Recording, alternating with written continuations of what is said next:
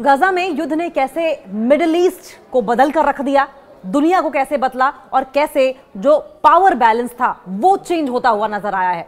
Gaza में 2 साल के युद्ध का असर सिर्फ उस छोटे इलाके तक सीमित नहीं रहा। इस संघर्ष का दायरा लेबनान, सीरिया, ईरान और यमन तक फैल चुका है, काफी व्यापक हो चुका है। एक्सपर्ट्स कहते हैं कि इस युद्ध ने न सिर्फ मिडिल ईस्ट की राजनीति बदली है बल्कि दुनिया का इस क्षेत्र से रिश्ता भी अब नया रूप ले चुका है। दुनिया अब नए तरीके से देख रही है, नए रिलेशंस कायम कर रही है। यूनिवर्सिटीज कॉलेज लंदन यानी कि यूसीएल में पॉलिटिक्स और इंटरनेशनल रिलेशंस की एसोसिएट प्रोफेसर हैं जूली नॉर्मन। ये कहते हैं कि मुझे नहीं लगता कि हम इस बारे में कुछ भी बढ़ा चढ़ाकर बता सकते हैं। इन 2 सालों के बाद ये जो रीजन है और दुनिया कितनी बदल जाएगी, इसका असर बहुत गहरा होने वाला है। 7 अक्टूबर 2023 को हमास के नेतृत्व में, हमास की अगुवाई में इजराइल पर अटैक किया गया। इजराइल के हिस्ट्री का सबसे ये बड़ा हमला था, सबसे घातक हमला माना गया। इसमें लगभग 1200 लोग मारे गए, 251 लोगों को बंधक बना लिया गया। और थिंक टैंक चैथम हाउस के में मिडिल ईस्ट और नॉर्दर्न अफ्रीकन प्रोग्राम की डायरेक्टर डॉक्टर सनम वकील ने जब एक मीडिया हाउस को इंटरव्यू दिया तो उन्होंने जानकारी दी कि इस हमले ने उस धारणा को तोड़कर रख दिया कि इजराइल की सुरक्षा को भेदा नहीं जा सकता। इजराइल बहुत ही इंटैक्ट है। 2 साल की जंग का असर क्या हुआ? इजराइल जो गजा की सीमाओं, तटरेखा और हवाई क्षेत्र पर नियंत्रण रखता है, उसने गजा में भारी सैन्य कार्रवाई, मिलिट्री एक्शन शुरू किया। हमास के नियंत्रण वाले स्वास्थ्य मंत्रालय के अनुसार 2 साल में 68,000 से ज्यादा फिलिस्तीनियों की मौत हुई। संयुक्त राष्ट्र इन आंकड़ों को मानता है। डॉक्टर नॉर्मन कहती हैं कि गजा में हुई तबाही और वहां के लोगों को लगा कि सदमा कल्पना से परे है और इसका असर पीढ़ियों तक रहेगा। वहीं इजराइल पर हमास का हमला और बंधक बनाने की घटना ने उस समाज को हमेशा के लिए बदल कर रख दिया है। वो कहते हैं कि 7 अक्टूबर के हमले से इस क्षेत्र में डोमिनो इफेक्ट, जब भी कोई एक घटना किसी दूसरी घटना को प्रभावित करे, डोमिनो इफेक्ट शुरू हो गया है। जैसे ही इजराइल ने गजा पर हवाई हमले शुरू किए, हमास से जुड़े जितने भी सशस्त्र गुट थे, जितने भी वेपन्स से लैस ग्रुप्स थे, लेबनान से हिजबुल्ला और यमन से हूती ने भी इजराइल पर अटैक शुरू कर दिया। यानी कई वॉर फ्रंट इजराइल के खिलाफ खुल गए थे। सीरिया और हमास सहित ये सभी गुट लंबे समय से ईरान समर्थित एक्सिस ऑफ रेजिस्टेंस का हिस्सा रहे हैं। 3 रिपब्लिकन राष्ट्रपतियों के कार्यालय में उनकी कार्यकाल में उनकी विदेश नीति, उनकी फॉरेन पॉलिसी का हिस्सा रहे अमेरिकी राजनीतिक एलियट अब्राम्स कहते हैं कि इजराइल इन सब गुटों के खतरे में रह रहा था और इन्हें रोकने की कोशिश भी कर रहा था। लेकिन 7 अक्टूबर के बाद उसने तय किया कि अब सिर्फ प्रतिशोध, अब सिर्फ बदले से काम नहीं चलेगा। इजराइल ने पहले हमास, फिर हिजबुल्ला और फिर ईरान पर हमला किया। यह उनकी सुरक्षा स्थिति के विश्लेषण में, एनालिसिस में एक बहुत बड़ा बदलाव माना गया। सितंबर 2024 में इजराइल ने लेबनान में हिजबुल्ला के सदस्यों के हजारों पेजर्स और वॉकी टॉकी में विस्फोट कराया और इसके बाद उसने देश में बमबारी शुरू कर दी और उसके बाद दक्षिण में जमीनी अभियान चलाया। इजराइल के हवाई हमले में हिजबुल्ला नेता हसन नसरल्लाह के साथ साथ उसके कई शीर्ष नेता मारे गए, कई टॉप कमांडर्स मारे गए, साथ ही उसके कई इंफ्रास्ट्रक्चर और वेपन्स को नष्ट कर दिया गया। 2 महीने बाद इजराइल में सीरिया में विद्रोहियों ने हिजबुल्ला और ईरान के सहयोगी देश के राष्ट्रपति बशर अल असद के खिलाफ विद्रोह शुरू कर दिया। बशर अल असद की 24 साल की सत्ता 2 हफ्तों में गिर गई। डॉक्टर नॉर्मन के मुताबिक बशर अल असद शासन के पतन के क्षेत्र में हुए बदलाव और सीरिया में बने आंतरिक दबाव की भूमिका रही है। वो कहते हैं कि हिजबुल्ला और ईरान के कमजोर होने के कारण बशर अल असद की सरकार को सहारा नहीं मिला। इस दौरान इजराइल ने सीरिया के सैन्य ठिकानों पर हमले किए ताकि भविष्य में सीरियाई क्षेत्र से हमले की संभावना न बचे।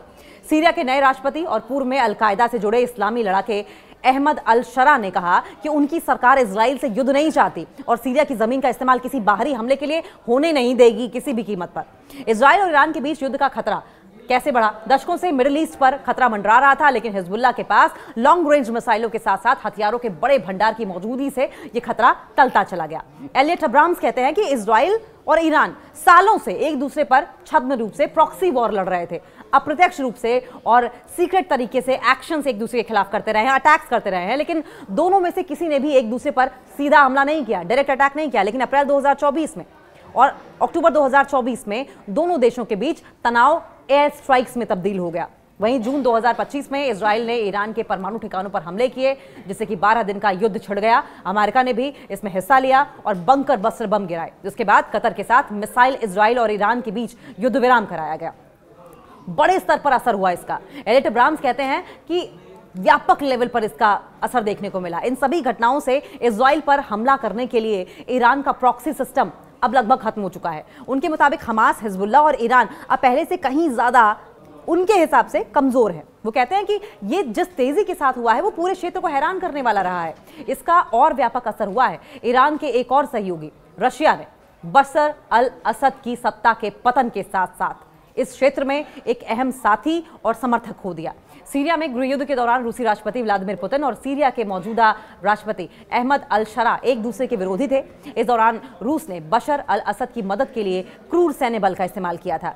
सीरिया में रूस के 2 बड़े सैन्य अड्डे हैं जिनसे उसे अफ्रीका में अपने सैन्य अभियानों में मदद मिली। शुरुआत में यह स्पष्ट नहीं था कि राष्ट्रपति अहमद अल शरा रूसी सैन्य अड्डों की मंजूरी देंगे या नहीं देंगे। अक्टूबर 2025 में रशियन राष्ट्रपति व्लादिमीर पुतिन के साथ एक बैठक के दौरान राष्ट्रपति शरा, जो कि रूसी समर्थन और इन्वेस्टमेंट चाहते हैं, उन्होंने कहा कि वो सभी पुराने समझौतों का सम्मान करेंगे, लेकिन दोनों देशों के बीच में जो रिलेशंस हैं वो अभी भी नाजुक बने हुए हैं।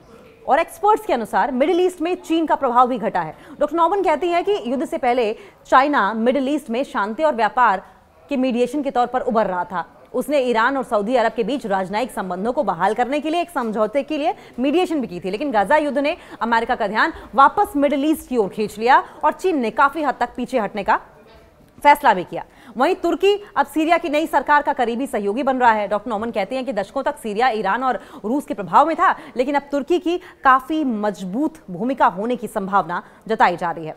एक टर्निंग पॉइंट तब आया जब मिस्र और इजिप्ट और कतर के साथ साथ तुर्की ने भी गजा में युद्ध विराम में अहम भूमिका निभाई, सीज फायर कराने में।